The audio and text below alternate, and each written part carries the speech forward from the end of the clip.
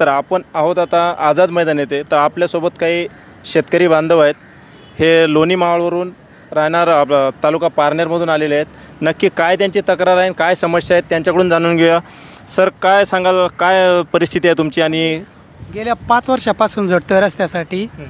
रस्ता केस पहिला मी पारनेर तहसीलदारांना अपील केलं का आम्हाला रस्ता नाही बॉस असं. तर त्यांनी जे तहसीलदार होते शिवकुमार आवळकंड, त्यांनी आम्हाला रस्ता दिला 1234 गटामधनं. आमची शेती त्या लोकांकडे निघालेली, तिथनं रस्ता दिला. तर त्यांनी रिट याचिका दाखल करायला रस्ता काढूनच दिला नाही. तहसीलदार मॅडम का आम्ही वारंवार विनवण्या करून, मॅडम आम्हाला रस्ता पोलीस संरक्षणमध्ये खुला करून द्या. मॅडमने त्याला 11 महिने लावले, रस्ता खुला करून दिलाच नाही. ते बोलले तुम्ही पोलीस संरक्षण फी भरा. बोललो आम्ही फी भरायला तयार आहे, पण मॅडमने काय ते ऐकलंच नाही, आम्हाला ग्राह्य धरलं नाही. तर वडिलांनी मंत्रालयामध्ये कोणतेच मंत्री सोडले नाही का आमचा रस्ता खुला करून द्यायला हवा. इकून लेटर गेलं का तिकडं का मॅडमनी बोलतात तुम्ही मंत्र्याकडे गेले ना, त्या मंत्र्याकडनंच रस्ता काढून घ्या, मी काढून देणार नाही. जा. कोण बोलते? तहसीलदार बोलतो. तहसीलदार गायत्री सौदाने मॅडम तहसीलदार. आणि मंडळ अधिकारी येतात, सर्व स्थळ निरीक्षण पोट निरीक्षण करतात, पाहतात आणि ते विरोध पार्टीला सांगतात तुम्ही रिट याचिका दाखल करा. पुढे जाऊन परत आम्हाला त्यांनी रिट याचिका दाखल केली. जिल्हा अधिकाऱ्यांनी आम्हाला दुसऱ्या सर्वे नंबर बांधाने रस्ता काढून दिला. त्या रस्त्याला 4 महिने झाले रस्ता काढून दिला. तहसीलदार मॅडम गेलं, मॅडम आम्हाला रस्ता खुला करून द्या. मॅडमनी 4 महिने आमच्या अक्षरशः काहीच दखलच घेतली नाही. आज देतो उद्या देतो, आज देतो उद्या देतो असं करून आम्हाला हाकलून दिलं तिथनं. आणि जे तुम्ही रस्त्याची मागणी करताय ते पहिला तिथं होता की तुम्ही आता नवीन? वयवाटीचा रस्ता होता तो, पहिला वयवाटीचा रस्ता होता. मग हे पहिला रस्ता असून सुद्धा तुमचे एवढं पेपर वर्क केला, एवढे दिवस झाले तुम्ही झडतायत, अजूनपर्यंत का तुम्हाला रस्ता मिळत? काय ते मॅडम बोलतात नाही तुम्हाला ते आता मी काय करू, माझ्या हातात नाही. तुम्ही मंत्र्यांकडे जाता त्यांच्याकडनंच घ्या. तुम्ही विखे पाटलांकडे जाता महसूल मंत्र्यांकडून, महसूल मंत्र्यांनाच बोलवा रस्ता काढायला. मुख्यमंत्र्यांकडे जाता मुख्यमंत्र्यांनाच बोलवा रस्ता काढायला. मी येत नाही, काय करायचे ते करा. हे कोण? तहसीलदार बोलतो. तहसीलदार बोलतात. नाही, पण तुम्हाला काय वाटतं हे जर तहसीलदाराच्याच लेवलवरती काम आहे, जर त्यांनी जर केलं तर ते होऊ शकतं का? होऊ शकतंय. तहसीलदारांना अधिकार आहे, मग ते कशासाठी आले, कशासाठी तालुक्याचे कर्तव्य आहे, त्यांचं कर्तव्य आहे ते करण्याचं काम. मग हे आता तुम्हाला एवढे दिवस झाले फिरवत आहे, तर ते तहसीलदार असा करतो तुम्हाला, कारण त्याला तर सर्व जनता सारखी आहे, जे याच्यामध्ये असेल ते त्याला द्यावं लागेल. पण हे तुम्हाला फिरवते का फिरवते, काय सांगाल शासन प्रशासनाला? ते असे बोलतात का तुम्ही मंत्र्यांकडे जाता त्याच्यामुळे तिकडनंच घ्या, मी तुमचं करतच नाही. तुम्हाला कोणत्या मंत्र्याकडे त्या मंत्र्याकडे जा. पोलीस स्टेशनला गेलं तर ते पण वाकलून लावतात. बोलतात आम्हाला मॅडमने आदेश दिल्याशिवाय आम्ही येत नाहीत, काय करायचे तिकडे जा तुम्ही. आणि आम्ही 55,000 रुपये तहसीलदार मॅडमला देण्यासाठी दिले, रस्ता काढून देण्यासाठी. लोणी मावळा गावचे सरपंच गणेश शेठ मापारी यांच्याकडे पैसे दिले आम्ही. का आम्हाला ते म्हणले जर तुम्ही पैसे दिले तर तुम्हाला 8 दिवसात मी रस्ता खुला करून देतो. हे कोण बोललं? पैशाची मागणी कोणी केली होती? हे आमच्याकडे सरपंच आणि गावचे सरपंच गणेश शेठ मापारी यांनी तहसीलदार मॅडमला पैसे दिल्यावरती ती 5 दिवसात रस्ता काढून देईल. तर त्याचा 3 वर्ष झाले. पैसे किती दिले पूर्ण आणि कोणाकडे दिले होते? 55,000 रुपये. गणेश विठ्ठल मापारी लोणी मावळा गावचे सरपंच होते आणि त्यांच्या संगती मध्यस्थी रावसाहेब जिजाभाऊ शेंडकर हे होते. पण आता तुम्ही पैसे भरून सुद्धा हे रस्ता मिळाला का तुम्हाला? नाही, रस्ता आम्हाला काहीच नाही, रस्ता नाही, काय नाही. आज आमची इतकी दयनीय अवस्थेत आहे, मुलाला शाळेत जायला खूप अडचण आहे. आम्हाला कुठून ना कुठून 1234 गटातून तरी रस्ता खुला करून द्या. जोपर्यंत केसचा निकाल लागत नाही, रिट याचिका दाखल केलेली आहे, तोपर्यंत आम्हाला 1234 गटातून खुला करून द्या. आणि त्या 1234 गटात आमची 25 गुंठे जमीन निघाली. मॅडम बोलते ते आम्हाला दाखवत नाही. आता मॅडमला अक्षरशः आम्ही ते सर्व नेऊन कागदपत्र दाखवले. मॅडम बोलते माझ्या काय कागदपत्र येत नाही, ते दिवाणी न्यायालयात दाखल करा. मग आम्ही जायचं कुणाका, दात कुणाका मागायची. पण आता हे जे तहसीलदार तुम्हाला त्रास देतोय, ते तुमच्या मागण्या पूर्ण करत नाही, तुमच्या समस्येवर लक्ष देत नाही, तर शासन प्रशासनाला काय सांगाल? कारण आपलं तर न्याय मिळण्याचं स्थान तेच आहे. जर आम्हाला न्याय नाही मिळाला तर आम्हाला आत्महत्येशिवाय पर्याय नाही.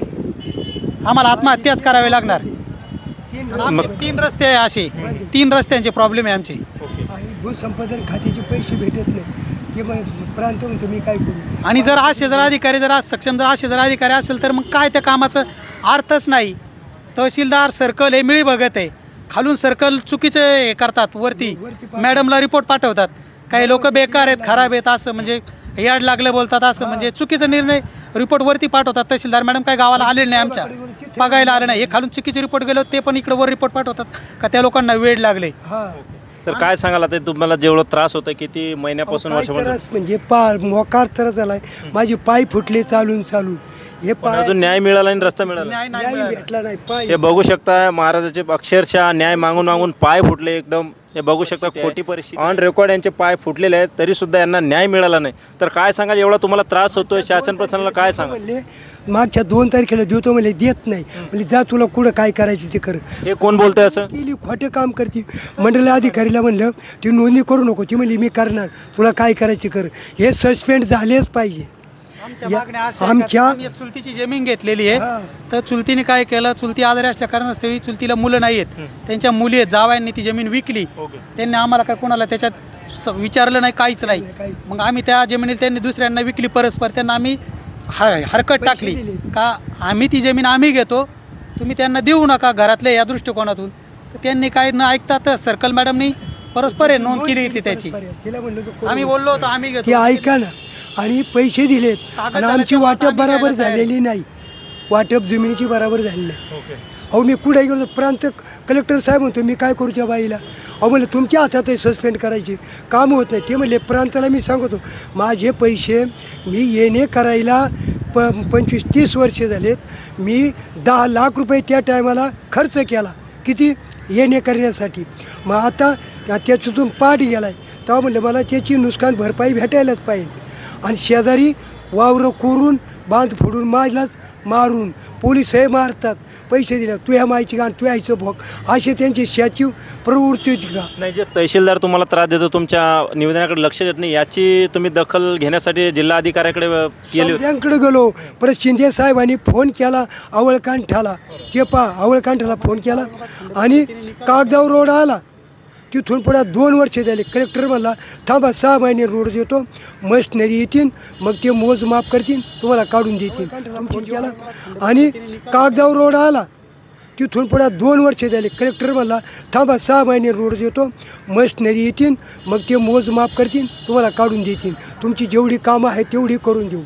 आणि गेले होते म्हणजे आता मी काय करू. कलेक्टरला अधिकार आहे ना, अख्खा जिल्हा कोणत्या ताब्यात कलेक्टरच्या. कलेक्टरने जर असं म्हणलं काय करायचं, कलेक्टर देव माणूस.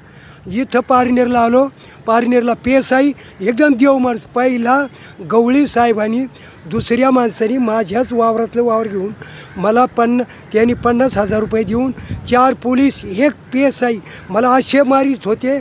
पण माझ्याजवळ ज्ञानेश्वरी असल्यामुळं माझ्या केसाला धक्का लागला. त्यांचे हात सुजले. म्हणले बाबा आम्हाला सस्पेंड नको करू, तुला काय पाहिजे ती मदत करू. त्यांनी दुसऱ्या तिसऱ्या दिवशी बदल्या करून घेतल्या. आणि पोर म्हणायचं नको पोलिसाच्या नादी लागाय. म्हणलं तुम्हाला कायद्याचा अधिकार दाखव मला. मग कुठे काय बोलतात पोलीसही बोलानी, मंडळ अधिकारी कोणी. आताचा PSI म्हणला किती संरक्षणला पाहिजे पोलीस 10, 4, 8 म्हणला मावळे मी लगेच देऊन टाकतो. म्हणलं मी हजारी आणण्याचा माणूस, एक हे पाटलाचा माणूस. हां तरी एवढे असून शिंदे साहेबाकडे गेलो. शिंदे साहेब अहो पण मी जिथं जाईन तिथं ती बाई म्हणते तुला याड लागली.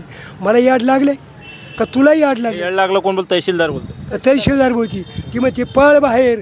आणि एक हे पाटलाच्या शाळेचा PA म्हणजे मोठा साहेब तो आला. त्याला म्हणजे होतं कोणा बाहेर, म्हणजे आतमध्ये टाकीन. मलाही तेच, त्या माणसालाही तेच. म्हणजे ही काय भानगडी याशी आमची शेद येते तो तडतड पोलिसांची. कायद्याचा अधिकार दाखवा म्हणलं मला. मग म्हणते बाबा तुलाही शान झाला काय, तुला आतमध्ये टाकीन. म्हणलं मग टाक आतमध्ये, काय करायचं. तर बघू शकता हे शेतकरी वर्ग आहे आणि यांची खूप मोठी बिकट परिस्थिती आहे. कारण हे शेतकऱ्याचे तिथं कुठल्याही येऊन पहा. समस्या असेल तर ते याच्यावर जिल्हा अधिकारी किंवा तहसीलदार याच्या लेवलवरती यांचे मार्ग सुटतात. पण ते तहसीलदाराची भाषा जी आहे अरेरावीची आहे किंवा शिवीगाळ करतात. त्याला कुठं जायचं ते जा, आम्ही तुझ्यावर लक्ष देणार नाही, तुमच्या निवेदनाची दखल घेणार नाही, अशी या लोकांच्या जो तहसीलदार आहे त्यांची भाषा आहे. कारण हे सरकारी नोकर आहेत की सामान्य नागरिकावर दादागिरी करणारे तिथं बसवलेले आहेत. कारण हे तहसीलदार आमच्या इकडचं आहे, तहसीलदार तेच आहे, आमच्या गावचा मुद्दा आहे, पण ते कुठेही लक्ष द्यायला तयार नाहीत. कारण या लोकांची हेच मागणी आहेत, असे जे अधिकारी आहेत ते सस्पेंड झाले पाहिजे. आम्हाला न्याय नाही मिळाला तर आम्हाला आत्महत्या केल्याशिवाय पर्याय नाही. मला तेच करावं लागलं. धन्यवाद.